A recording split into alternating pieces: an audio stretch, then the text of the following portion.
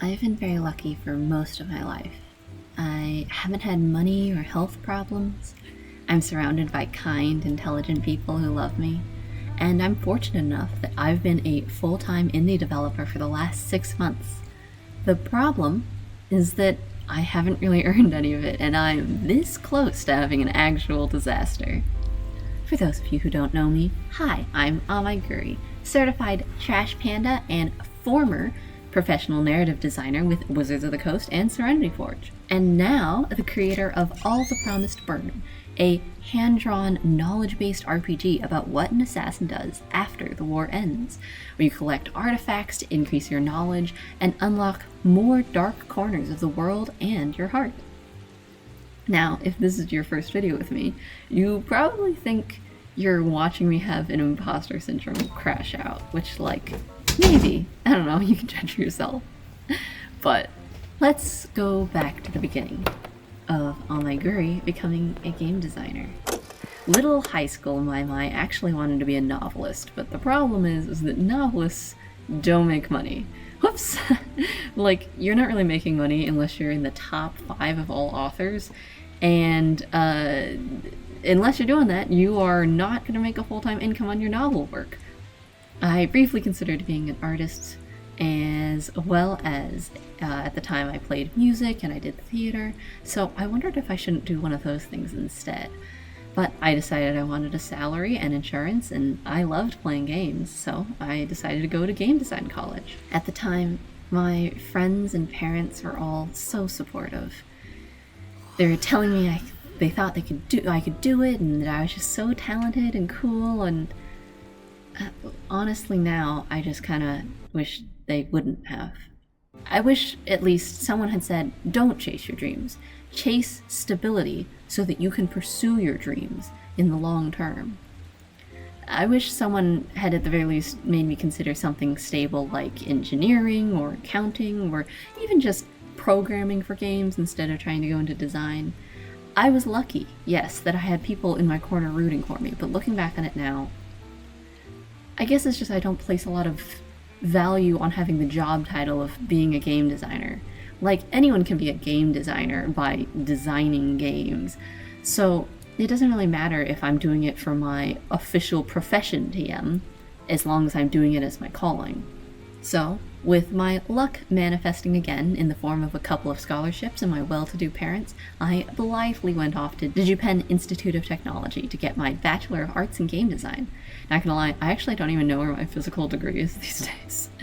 But I met so many incredibly talented people there, people who made networking work in their game in just a couple of days in Unity when they didn't have any prior programming experience, or people who'd played hundreds and hundreds of games and had giant game collections. Did you know that the people who went to my school made Portal? They love telling that story. But, I suppose it was to my benefit because the reputation of the school alone got me my first position at Wizards of the Coast, where I, once again, got lucky. And there I met the guy who got me in touch with Serenity Forge. Shout out to Chris Brown, not that one. And from there, I spent my first few years in narrative design as my career. Now, here's the thing. Of all the designer types, I could have picked anything. I could have been a proper system designer with the kind of economics-focused mindset that can get your foot in the door with data analysis positions. I could have been a technical designer or a gameplay programmer so that when the industry collapsed, I could have a nice little vibe coding job. But I picked the most competitive one. I picked narrative design. The problem with narrative design is that everyone thinks they can write, and they kinda can. And also there aren't junior narrative designer positions. And also there's 5 narrative designers with consistent work, and everybody else is bouncing from one contract job to the other, and the 5 narrative designers are just traded between the big companies to do narrative design or whatever. I picked the hardest one, and it's not like I'm the best narrative designer either, for certain. I didn't really do anything special to earn my position at Serenity Forge. They liked me, and they liked that I wanted to live near their work, and they were kind. Don't get me wrong, I wasn't like a total nobody. I did like 20 credit hours worth of classes every semester. And at one point, I was making 4 games at the same time, with all of them due at the end of the semester. I even made up an entire class that I pitched and designed and took for myself. And I went out of my way to get outside tutoring from the English professors to get good at writing. And I was always listening to writing advice and game dev advice on YouTube outside of school. Like, my first job, they had a lot of options, and they decided on me. Shout out, by the way, to Parker Davis. Oh my gosh, best boss anybody could ever ask for, because because after I got swept up in the layoffs in 2024, I got lucky again, because he caught me in his safety net as he took a shot at starting his own company. And even when that fell through, I still had my incredible friends and fiance to support me. Like, I'm still doing fine. I've rewritten this video so many times. I'm not trying to complain about being lucky, but I guess it's just like I had this illusion that I was doing really well because I worked hard and because I was talented and good at what I did. And now it kind of just feels like I've just gotten lucky until now, and it feels like my luck is on the verge of running out. Maybe if I was less lucky, I would have had to make actually good decisions, like pursuing a non-entertainment field career path that would have been stable, or even pursuing a more stable aspect of the gaming industry. And clearly, I've taught myself writing and game dev anyway. Like, my college classes were helpful, but I learned more from screaming at games on my friend's couch than I ever learned from any of the classes. Shout out, by the way, to Cam Bowman and Alex Lundquist, too. And admittedly, I only met those friends because I went to game design school. So, to stray from the thesis of this video, it's not like it was a total wash. I love my life. I love the people in it. But I guess it's just like, I can't help but feel like I've had no hand in making my life what it is. So, about 6 months ago, I gave up on the job hunt in the game industry to pursue making the game of my heart all the promised burn. The problem is it's not going particularly well. Right now, it's only got 200 wishlists on Steam after being available for 6 months. And for comparison, marketing man Chris Zukowski says that games usually get about 200 wishlists in the first week or two just for existing on Steam. So, it's not looking good. My YouTube views, also wildly unstable. So, like, clearly I have no idea what I'm doing with YouTube either to, like, actually sell this game. And I thought I did. Like, a year ago I was consistently getting, like, 300 views and it was climbing. And, okay, to be clear, I'm not begging for views. I'm just trying to acknowledge my actual shortcomings in writing and packaging YouTube videos that people actually want to watch. And clearly, I'm not good at doing that consistently, which is bad if I want my career to kind of hinge on my ability to make YouTube videos. And still, I'm lucky because I'm not actually suffering from the consequences of my poor actions. Financially, I'm doing fine. My cool and actually intelligent fiance got himself a year worth of field work, so I get to coast off of that for a year longer than I thought I would. My lifestyle has all of the things I want, and that I spend a lot of time making games and eating good food and spending time with my friends. Save for, like, I guess I have all of this mental stress that I'm not doing good enough because I'm not bringing in much of an income. Yeah, it's just like if anyone else was in my position, I'd be like, stop. This is clearly stressing you out. Go get a real job. Stop trying to make this your full-time job. You are happier with it as a hobby, and it's clear that you can't make a full-time living off of it yet. So just, like, give up on it for now. You're not giving up on it forever. Just, like, right now is not a good time. But at the same time, it's like, when else am I going to have a year where I am spending it mostly with supporting my fiance and his work? So, you know. And, okay, I just also want to be clear. I'm not trying to say all this to pity market, just like, so we're on this. I'm not saying go give me money because of this. Clearly, financially, I'm fine. And I don't have any delusions, by the way, that I can sell my game off of being like, oh, I'm so sad, buy my game. Like, whatever. I say this because I think we see so many success stories, like they're the ones that go viral, of people being like, I quit my day job and I made $1 million bajillion off my art career. Or like, when I was at the Game Awards before I decided to do this, the GDC Awards, the ones that are awarded by other game devs, there was this lovely young lady, I think her handle on Instagram is named QDork, And she made this game called Consume Me, and it won the grand prize. And I kind of just really thought that I could be like her, you know, like I could, if I just put in the time and effort, that like I could get there too. But I don't know, I guess I just want to be transparent with my emotions that I'm feeling about this whole thing while I'm on this journey. And the feeling right now is that my whole adult life is like low-key a mistake. Oh. But at the same time, well, business majors always say, use your unfair advantage. That's how you win. And my unfair advantage, apparently, is that I'm lucky. I have a big safety net, and it would take a lot to completely take me out. So I have time to try to turn things around. But that means I have to actually take actions to try to turn things around. So let's go through my little list of accomplishments for the last 6 months, and then get up a list of things I have to do before my next 6 months are up. In terms of story, we finished an edit of Arc 2, and then we got Arc 1 and Arc 2 into the hands of beta readers. While I originally wanted to be editing Arc 3 in November of 2025, I think we're editing the second half in December and the first few weeks of January now, over winter break, so to speak, while I'm visiting people. We also hired our sign language consultant, who gave us some great advice about how to respectfully handle Arlaser's sign language with regards to the fact that I'm also going to have vocal barks.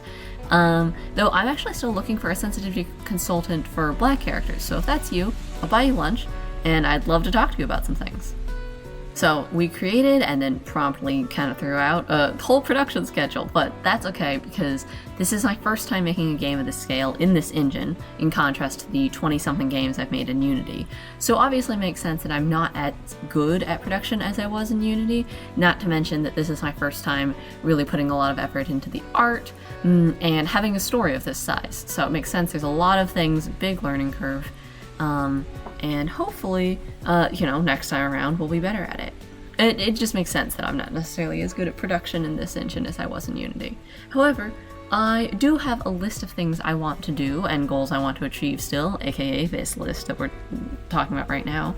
And I also have specific time points at which I'm going to start making cuts. For example, in February, that's when I'd like to have the demo initially done by, and so that's the point at which I need to seriously consider, or at least beginning of February is when I need to start seriously considering downsizing the scope of the game, or getting more time to work on the game. Oh, and I already went through and tried to cut a bunch of the visual novel art, but since I also haven't done very much of it, it's not like I can make big sweeping cuts or remove characters or whatever.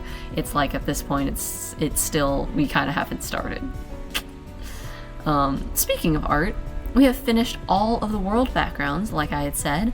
It was only 20 days behind schedule at the time, but on account of me moving across the country and my fiance's field work and not really having a stable location, I'm definitely behind schedule at this point. I really wasn't able to account for how much that would impact me, which also makes sense, but rip my schedule.